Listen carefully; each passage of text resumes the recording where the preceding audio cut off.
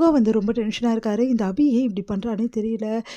அந்த கிருஷ்ணா கூட சேர்ந்துக்கின்னு ச்சே என்ன பண்ணுறதுனே ஒன்றுமே புரியலையே அப்படின்னு சொல்லிட்டு செம்ம டென்ஷனாக இருக்காரு. அதனால் ஃபுல்லாகவே வந்து தன்னை மறந்த நிலைக்கு வந்து போயிடுறாரு. அடுத்து வந்து வீட்டுக்கு வர ராகவை பார்த்துட்டு இப்படி வந்திருக்கீங்க, உங்களுக்கு கொஞ்சமாவது மூளை இருக்கா, இப்படியா வருவீங்க வீட்டுக்கு அப்படின்னு சொல்லிட்டு சொல்கிறாங்க. டார்லிங் என் செல்லக்குட்டி, என் பட்டுக்குட்டி அப்படி சொல்லிட்டு கொஞ்சிறாரு.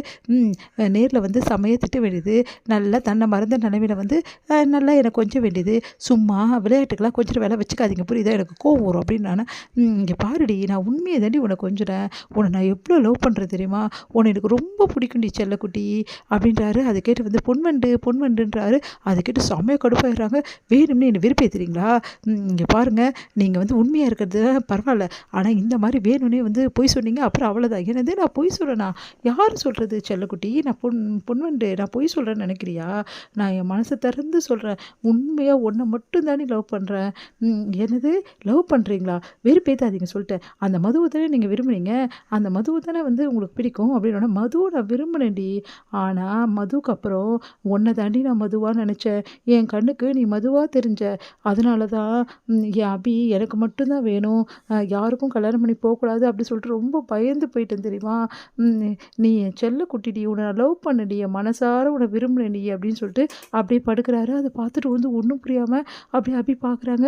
இவர் சொன்னதெல்லாம் உண்மைதானா, இல்லை வந்து இந்த மாதிரி வந்து தன்னை மறந்த நிலையில் இப்படி சொல்கிறாரா, ஒன்றுமே புரியலையே அப்படின்னு சொல்லிட்டு ராகவ் ஒரு நிமிஷம் எழுந்துக்குங்க, நீங்கள் சொல்கிறதெல்லாம் உண்மைதானா, இல்லை வந்து வேணும்னு இப்படி பண்ணுறீங்களா அப்படின்னோடனே நான் ஏன் சொல்ல வேணும்னே பண்ணல, உன்னை நான் எவ்வளோ விரும்புகிறேன் தெரியுமா அப்படி சொல்லிட்டு கட்டி பிடிச்சிக்கிறாரு.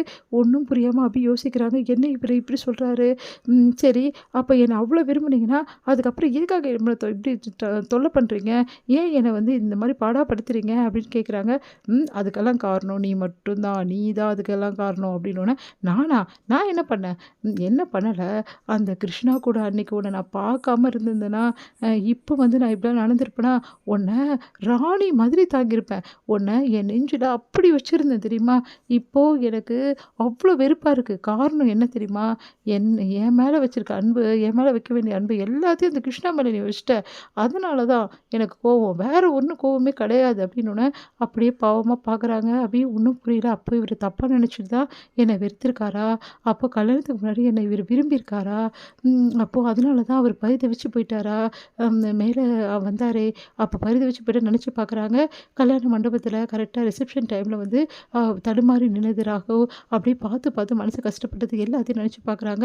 ஆமாம் அதில் எல்லாத்துலேயும் உண்மை இருந்துச்சு, அப்போது என்னை விரும்பியிருக்காரு, எனக்கு இந்த மாதிரி பிரச்சனை, நான் வந்து இந்த மாதிரி தப்பான பொண்ணுன்னு நினச்சிட்டு இவர் இந்த மாதிரி விட்டுருக்காரு. அப்போ ராகவ் வந்து என்னை முழுமையாக வெறுக்கலையா, முன்னாடியே என்னை விரும்பியிருக்காரா, நான் தான் வந்து உலகம் நினச்சிருக்காரா, நான் மதுவை தான் வந்து நினச்சிக்கிட்டு என்னை வெறுப்பேற்றுறாரு அப்படின்னு சொல்லிட்டு நினச்சிட்டு இருந்தேன். அதுக்கப்புறமா வந்து என்னை வந்து சந்தேகப்பட்டு இப்படிலாம் வந்து என்னை நடந்துக்கிறாரு, என்னை டோட்டலாகவே வெறுக்கிறாருன்னு நினச்சிட்டு இருந்தேன். ஆனால் இதோடு வந்து இதெல்லாம் வந்து உண்மை இல்லை. ஆனால் உண்மை என்னென்னா இவர் என்னை விரும்பியிருக்காரு, என்ன நான் இந்த மாதிரி பண்ணிட்டேன் அப்படின்னு சொல்லிட்டு மனசு உடைஞ்சு தான் இப்படிலாம் பண்ணிகிட்ருக்காரு. இப்போ தான் எனக்கு எல்லா விஷயமும் நல்லா புரியுது. அந்த நிலைமையில் அவர் பார்த்தோன்னா அவரால் தாங்கிக்க முடியல. நான் ஒரு தப்பு பண்ணிட்டேன், ஐயோ அவன் போய் இந்த மாதிரி பண்ணிட்டானே, நான் எல்லா விஷயத்தையும் விட்டு சொன்னாலும் நம்ப மாட்டேங்கிறாரு. இப்போ வேறு வழியே கிடையாது, ராகவுக்கு உண்மையை புரிய வச்சா கண்டிப்பாக அவர் என் கூட சேர்ந்து வாழ்வார், நானும் அவரும் ரொம்ப நாள் சேர்ந்து வாழ்வோம், கண்டிப்பாக அவர் புரிஞ்சுப்பார்.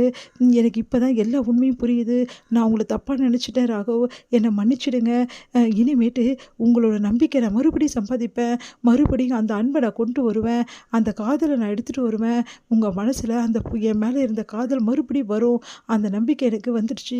இதுக்கப்புறம் வந்து நான் இவ்வளோ நாள் வந்து உங்களை விட்டு பிரிஞ்சு போகணும், இதுக்கப்புறம் உங்கள் கூட இருக்கக்கூடாதுன்னு சொல்லிட்டு நான் முடிவு பண்ணேன்.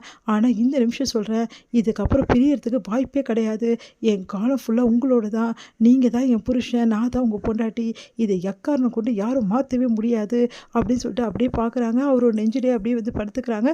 ராகவும் அப்படியே தூங்கி போகிறாரு. அப்படியே அவர் நெஞ்சிலே படுத்துக்கிட்டு என்னை மன்னிச்சிடுங்க, இதுக்கப்புறம் வந்து நான் உங்களை கஷ்டப்படுத்த மாட்டேன், எப்படியாவது உண்மையை உங்களுக்கு நான் நிரூபிப்பேன் அப்படின்னு சொல்லிட்டு அப்படியே இருக்கா.